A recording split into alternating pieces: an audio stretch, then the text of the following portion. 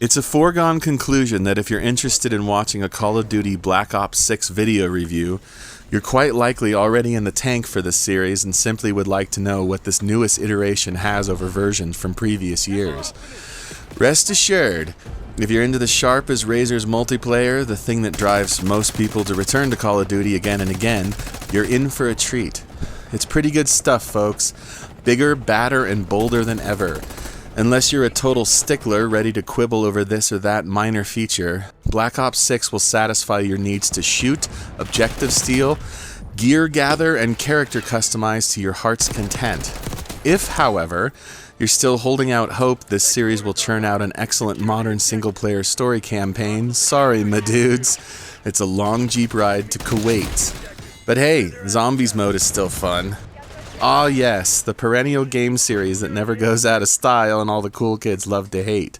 Well, you can count me as one of the cool kids, I guess. Not in reality, because by no means am I cool, but in the sense that I more or less abandoned this series years ago.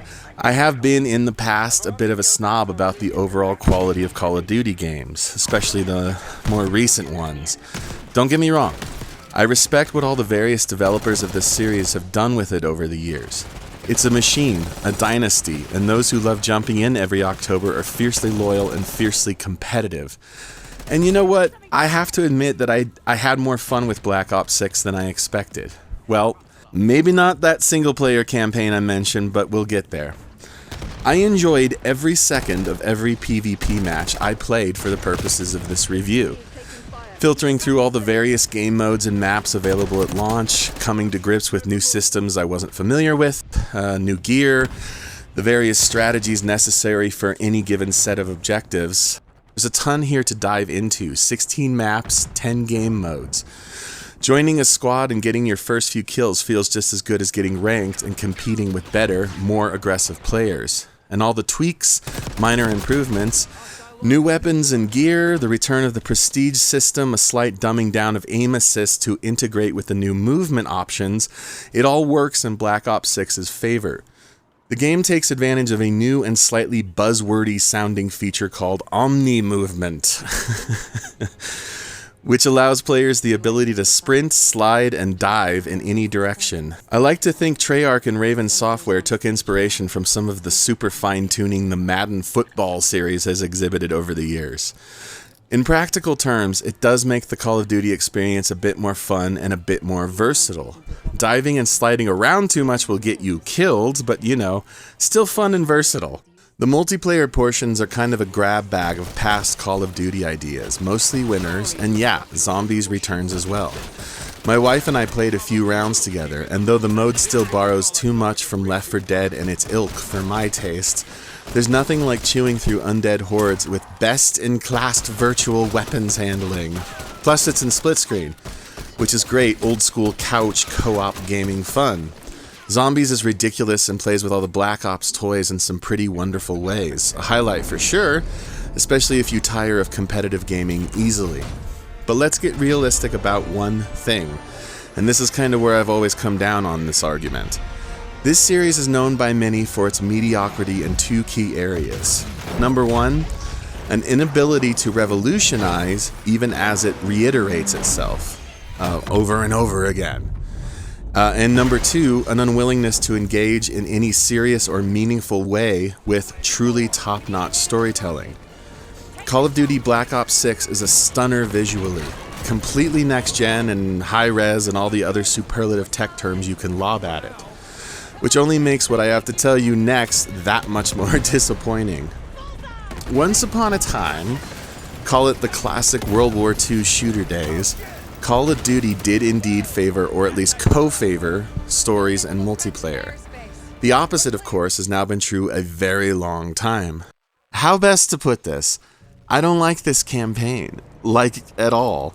I didn't have much fun with it, and even though it is pretty, and some of the performances are great, I mean, Lou Diamond Phillips is in here, this is cool, I simply cannot recommend it as something worth playing in 2024, a year loaded with some truly excellent gaming experiences. It's actually kind of a jolt to switch between the great multiplayer and lackluster story. Again, I'm an old schooler, and to me, it's a shame Call of Duty campaigns have remained stuck in the mud for so long. Heck, mini versions in recent memory haven't even bothered. And from a brass tacks business perspective, it's easy to understand why. Multiplayer is a live service revenue generating machine these days, and good storytelling isn't. That's not to say Black Ops 6's narrative mode hasn't got anything new to offer. For one, portions of it are open world, and you even get to tool around in a cool special ops jeep. Those portions floored me more than the typical narrowly channeled, too many bad guys at once, holy cow, there's a lot of stealth type stuff. But open world exploration isn't exactly a revolutionary concept at this point. You'd be forgiven for thinking single player has been tacked on yet again. You'd be wrong, because I think the effort for graphical prowess kind of illustrates the point. But look, it just feels odd to utilize a modern super beast of a gaming engine in level design that would have felt relevant 15 years ago. Apart from areas that let you go outside the box a bit, you've seen it before. The Black Ops imprint continues to explore historic territory and kind of hop in and out of quote, unquote, dark and secret history of modern geopolitical warfare. This time, we're having fun with the first Gulf War. Hey, I actually remember that one. Meh, I had an okay time with it. Got my Xbox achievements and all, so that's good.